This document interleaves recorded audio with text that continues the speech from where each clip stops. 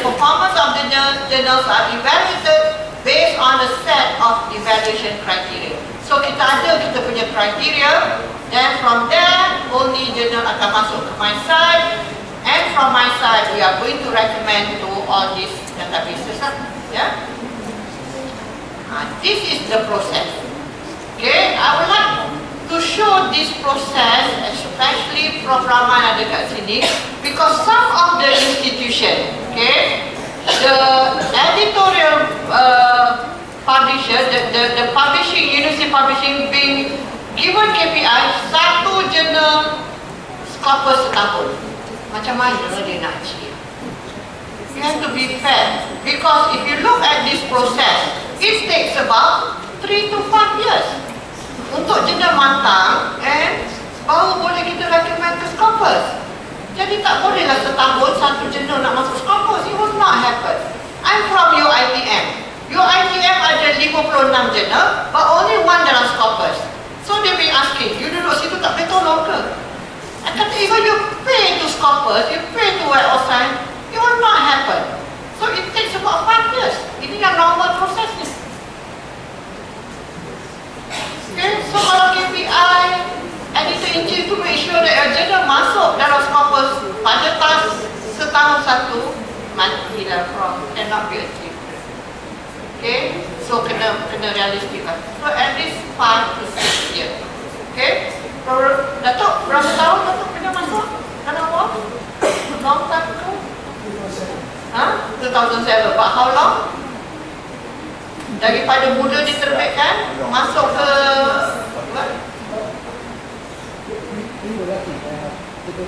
2 tahun. At least kena ni. Kalau baru dia takkan boleh jadi ya.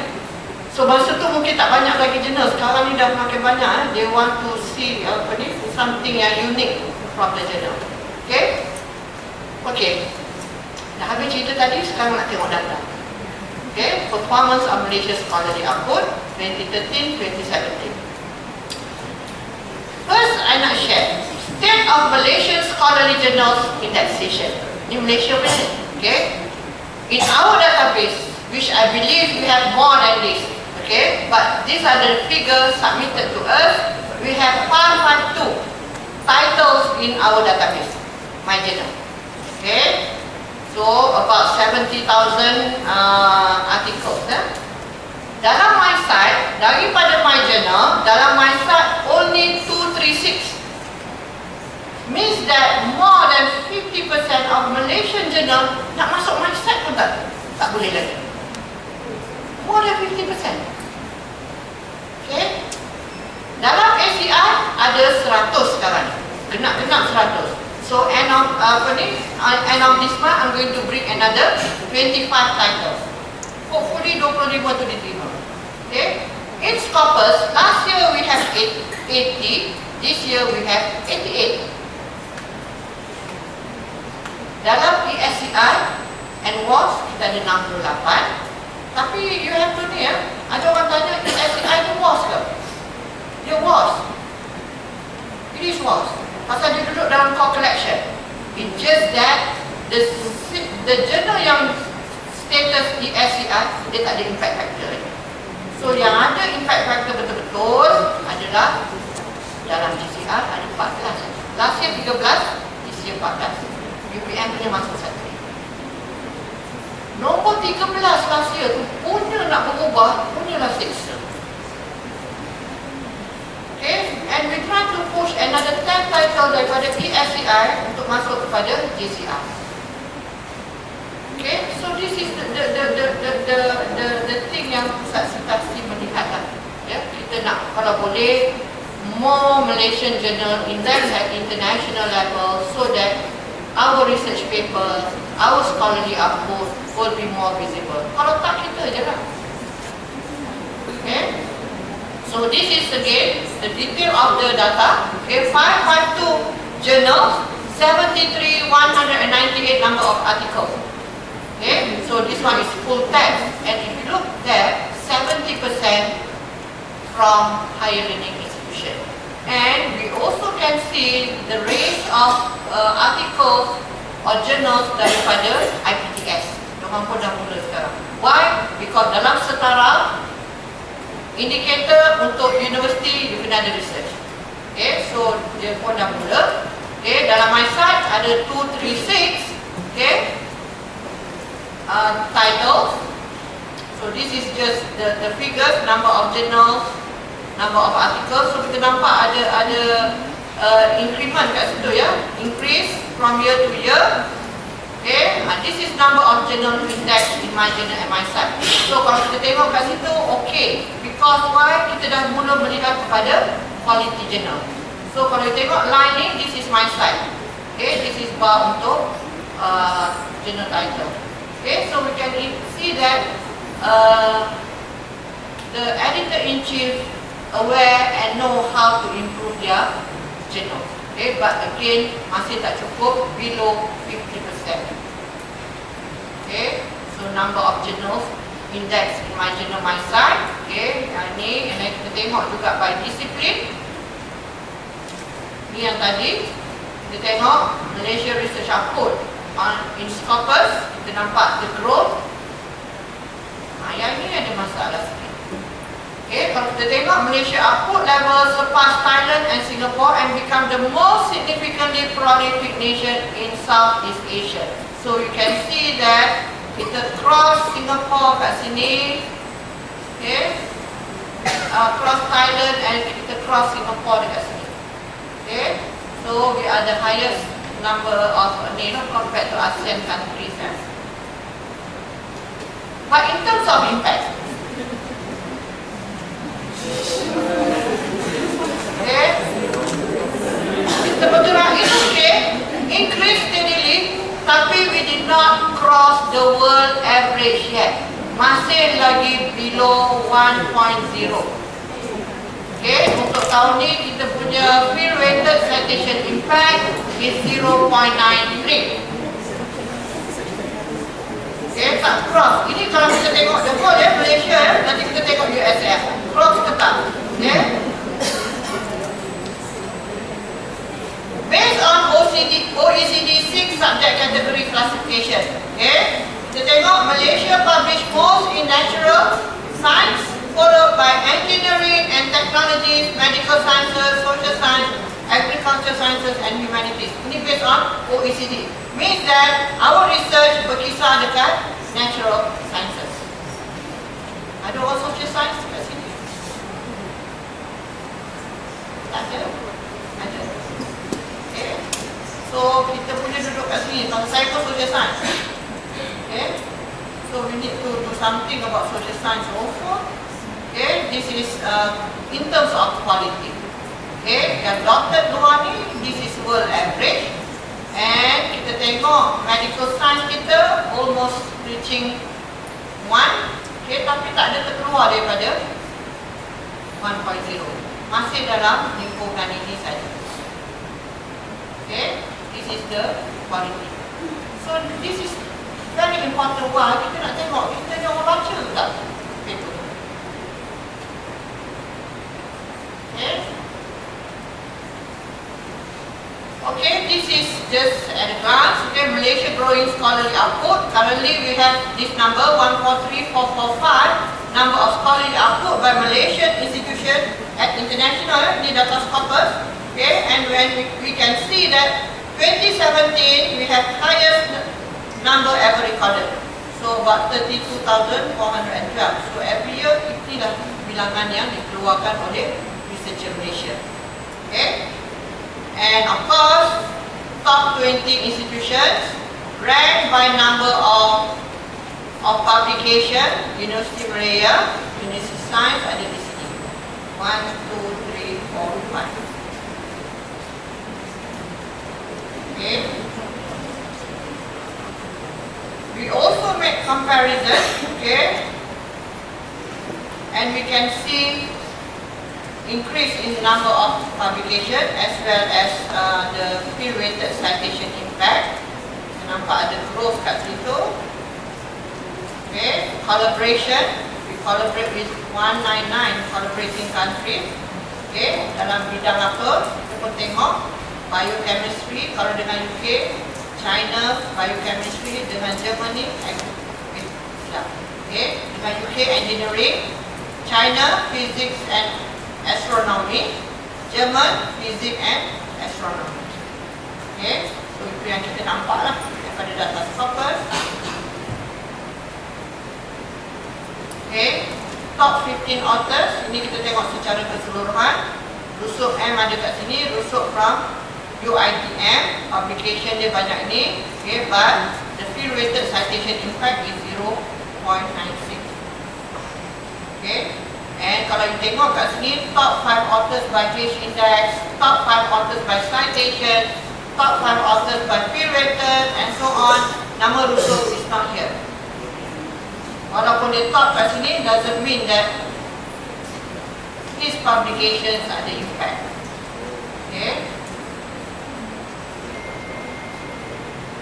Okay, this is again another data where it shows that Malaysia is the highest compared to all ASEAN countries.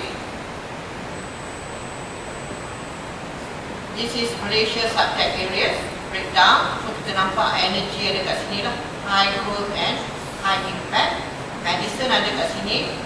Okay. And so on. So this is what we do dekat pusat sitasi. Kalau kata apa kerja orang kat pusat sitasi ni dah kerja kita. Okay. We curate, we do analysis on Malaysian performance. Okay. Let's go to USM. Kita minum sikit.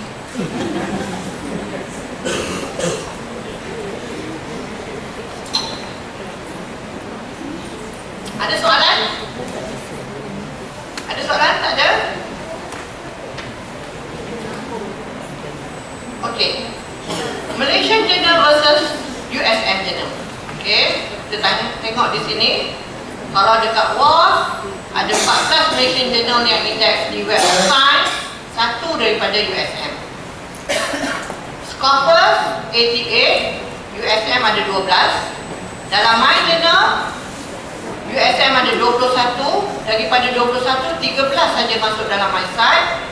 Okey, yang dalam MySite ni kita dah bawa kepada ACI, so 13 ada di sini. Ya, ACI dan 8 dalam ESCI. Okey, so itu you punya profile dia. So this is just another way of presenting the data. Okey, so kita nampak kat sini yang coklat ni adalah USM. Okey. So apa dia jurnal-jurnalnya? Kita listkan dekat sini. Okay. So Bulletins of Malaysian Mathematical Sciences Society ada dekat sini, tapi tak masuk lagi, tak perlu lagi masuk dalam ESCI because dia dah ada dekat WAS. Okay. So jurnal-jurnal yang ni yang ada dekat ESCI, we have to strategize macam mana untuk masuk kepada WAS. Okay. Because yang ni walaupun dia duduk dalam WAS, but there is no impact factor yet. Okay. Dia tak ada dalam JCR. Okay, Malaysian Journal of Medical Sciences and so on.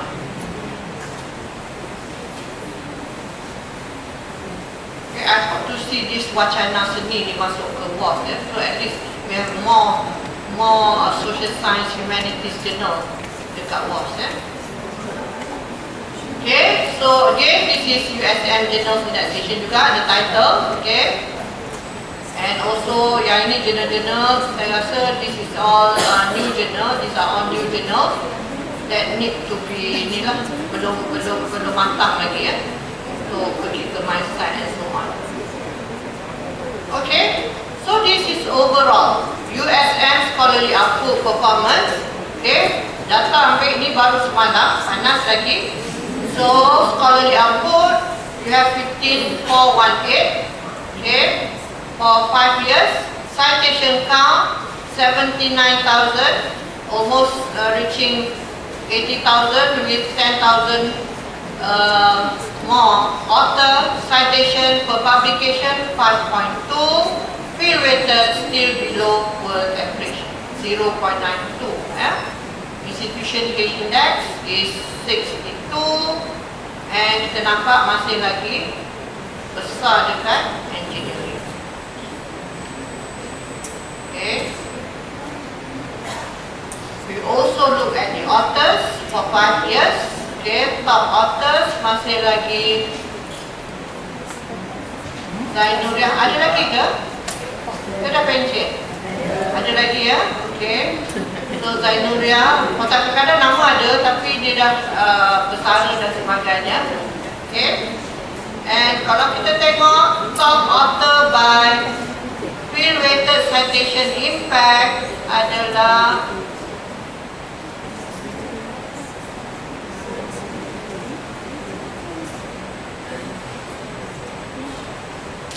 Kamarul Imran. Okay, because he received high field weighted citation impact on the paper here. Okay, even top 5 authors by citation for publication also Kamarul Imran. Bidang apa ya, Prof? Medical. Okay. So this is how we look at the data. It is not in terms of quantity only. We have to look in terms of quality. Kalau dia ada 1000 artikel pun, but very low field weighted citation impact, there's no point. Maknanya dia punya paper tak dapat attention from the public and so on. Okay. So yang ni kita tengok collaboration. Okay, by USM, so kita nampak international collaboration, national collaboration, institutional collaboration, and single authorship. Okay, and we can see that if you collaborate with international, the impact will be higher lah, yeah? Compared to kalau you single authorship ni memang kita sekarang ni pun tak berapa galakkan. We would like the researcher to collaborate. Kita juga extract sikit data 50 local institution collaborating with USM. So kita nampak University of Malaya. Okay, tapi kalau collaborate with UKM, the field weighted citation impact is quite high, 2.92.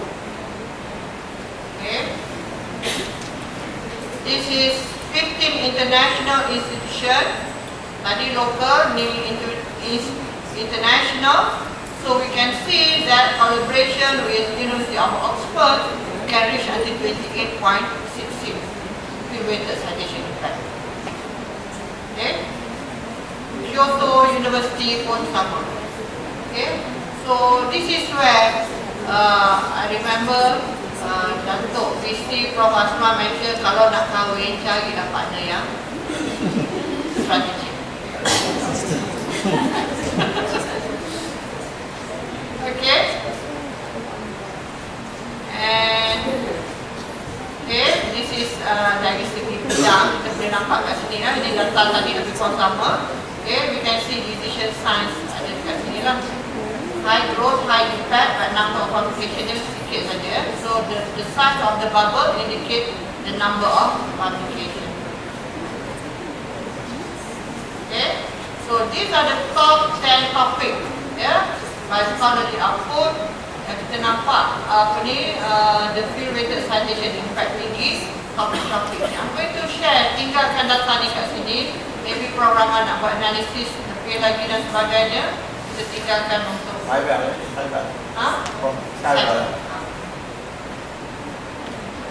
Okay. This is USM output. Tadi kita tengok ya, Malaysia punya output based on OECD subject. So kita nampak USM juga duduk dekat sama dengan Malaysia punya pattern lah. Okay, natural sciences juga ya. Followed with engineering, bawah dia medical sciences. Okay, tapi sebelum dia tu dia menurun ya. Dia peak dekat sini 2012.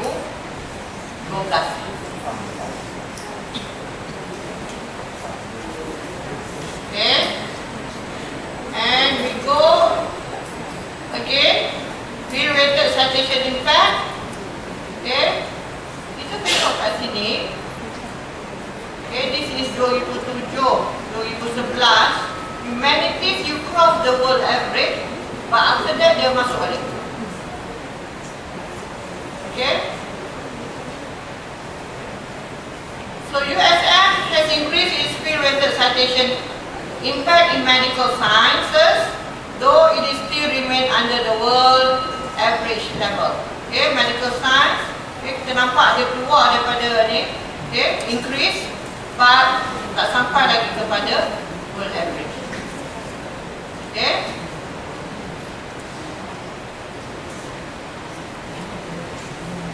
So this is benchmarking the publication year and scholarly output in medical science dalam satu bidang saja. Okay. And this is benchmarking the publication year and field weighted. Okay. In medical sciences increased significantly in 2016. So kita nampak dia shoot dekat sini. And this one kita tengok dia decrease, ya. This medical paper published in increase, ya. Paper published in top 10% best journal. So you can see a lot of things if you have the publication data, yeah. So that's why it is our role, our mission in Pusat Citafsit is to get more and more Malaysian journal to be indexed at international level, so that we can have all this publication data to represent the landscape of our research dekat Malaysia yang sebenar. So sekarang ni kita tak ni because sikit sangat untuk dekat international. Okay. So I conclude my presentation. To ensure a wider accessibility and availability of the nation's scholarly output, productivity, and also contribute towards achieving the nation's aspiration to be a developed country, MCC committed to make Malaysian scholarly output more visible. So we have lots of programs, Editors Day with Elsevier, Editors Day with Clarivac, and symposium, workshops, every year kita buat, ya. So we invite editor-in-chief so that you have direct access to all these publishers, how you can improve your journal. Okay? So itu saja daripada saya. Kalau ada soalan yang boleh saya jawab, saya akan jawab.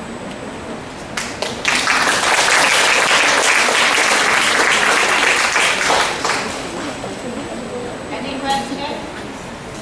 Yes.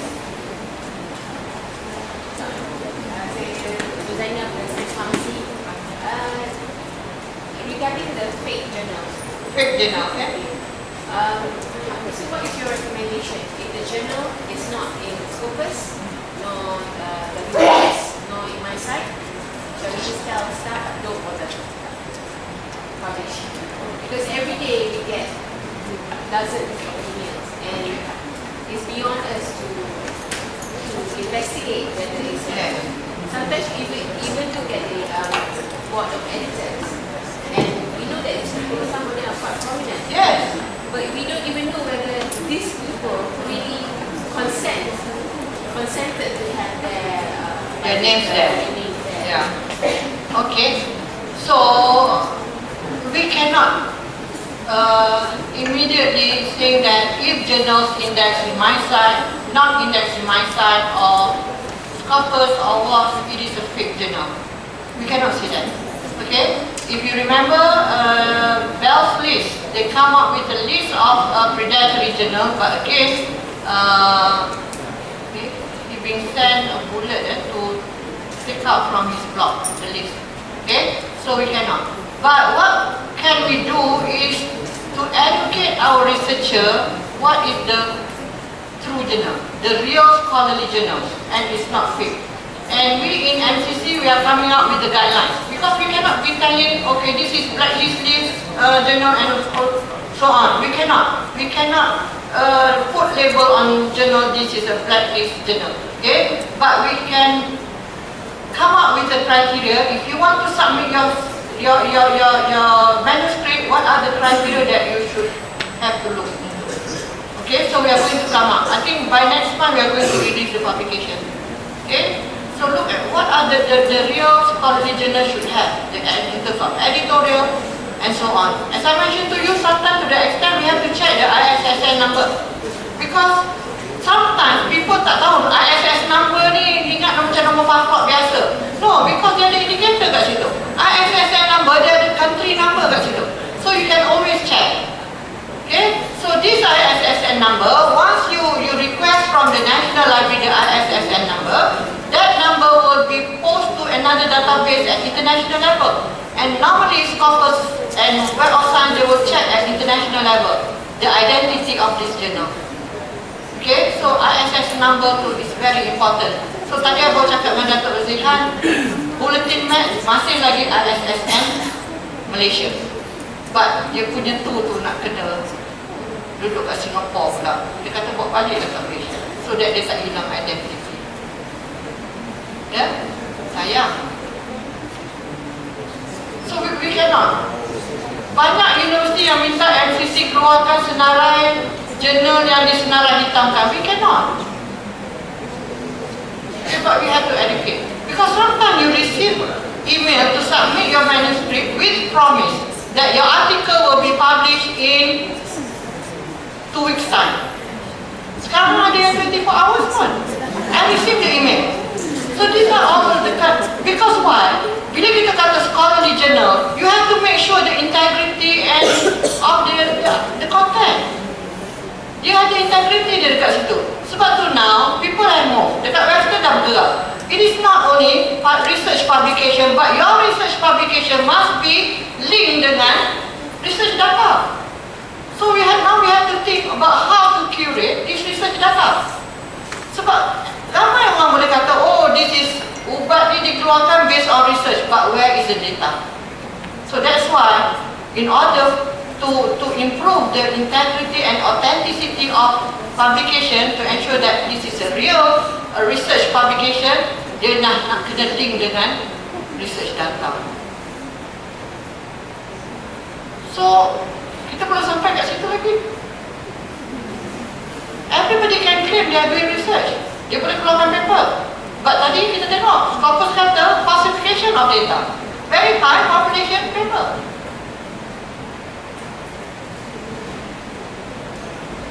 Okay, now kita kena fikir how to curate this research data.